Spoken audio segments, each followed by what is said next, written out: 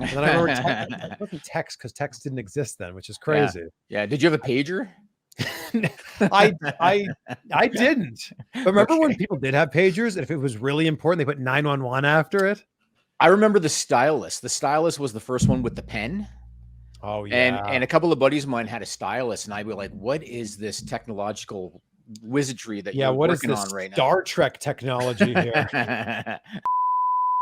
I knew Cody Deaner when he was Cody Steele. He wore these like red latex pants.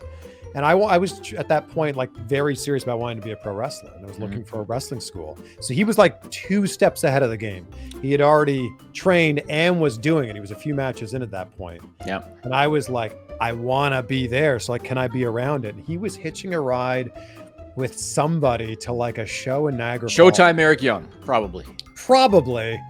Yeah, and I was like, well, let me know. And I think there was like 5 of them crammed in a car, and he never got back to me. And I was like, all right, yeah. Have you ever mentioned that story to him? Because like you've done very well for yourself.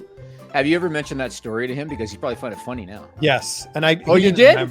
Yeah, I saw him at an Impact show like maybe 2 years ago, and I'm like, you won't remember this, but I went to a party, and here's the other funny part about that. I went to this party at Waterloo University, and everybody was like drinking and having a good time, and he had a show the next day, and he just basically popped in, said hi to everybody, and then kind of left.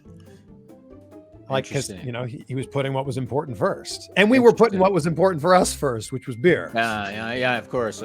I feel like we talked about this before, but like you knew the indie scene back in the day. Do you remember the name JQ Public?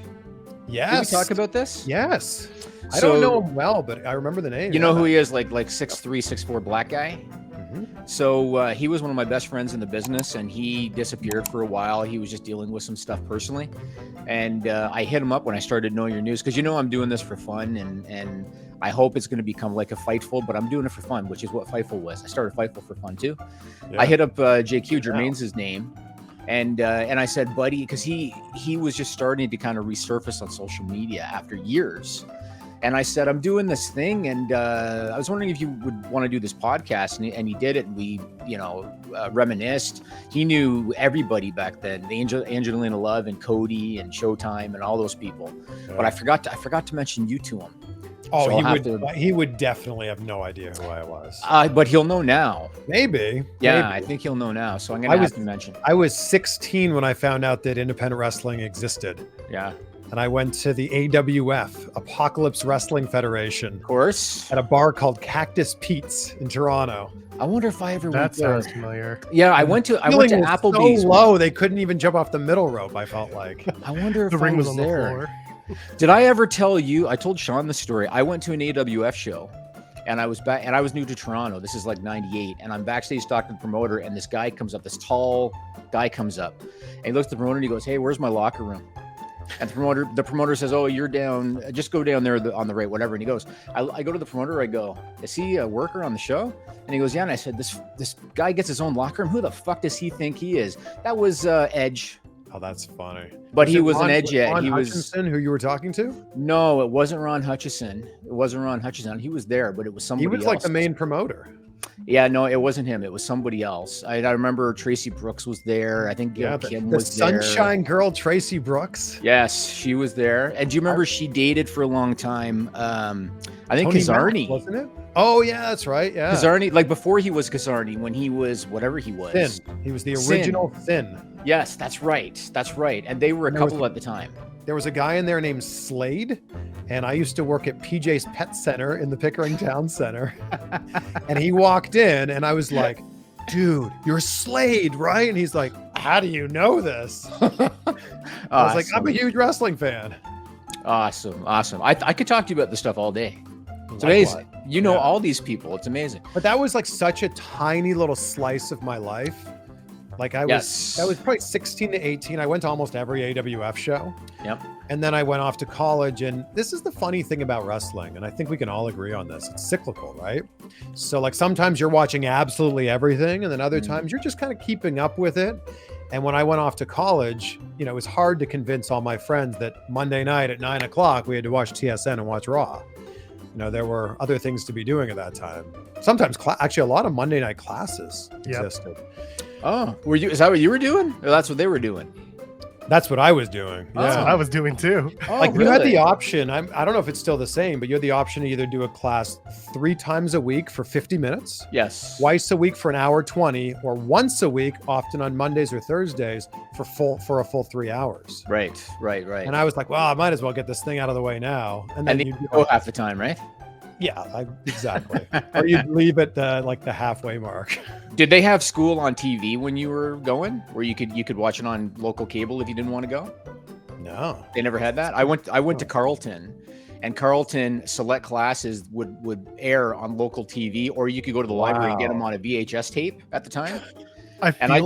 I feel like that was more of like a Carlton thing, because I know Carlton exactly thing? what you're talking about, because I grew up in Ottawa, so I would see Yeah. that channel. Wow. Yes, But like, yes. I went to Ryerson, they didn't do that.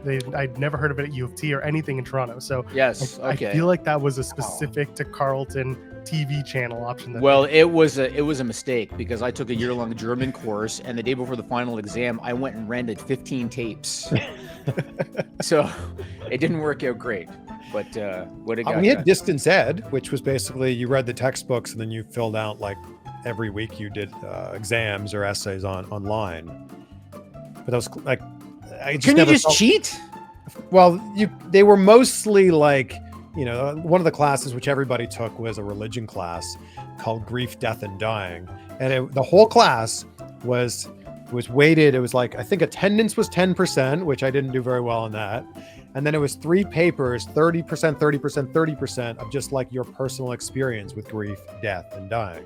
And that was it. It was the whole course. And everybody knew that it was like one of the easiest courses Right. to take. Bird course. Yeah. And that's why you took it, just for the easy credit? Everybody took it.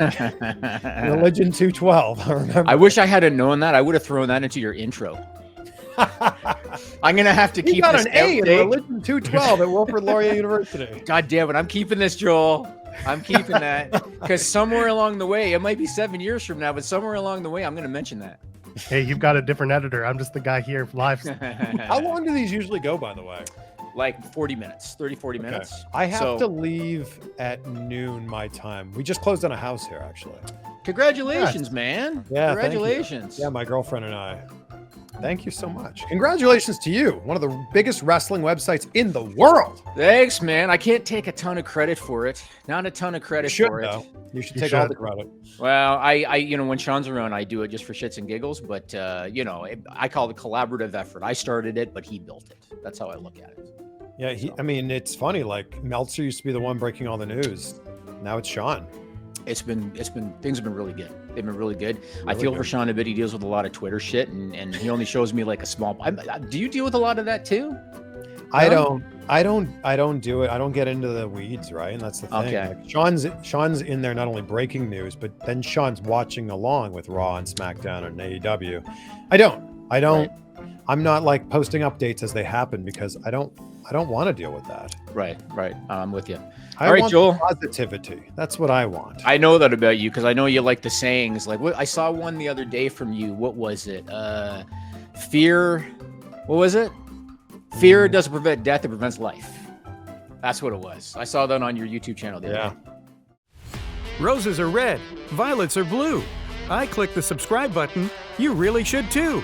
If you like videos about real news stories that are funny, stupid, or weird, subscribe now.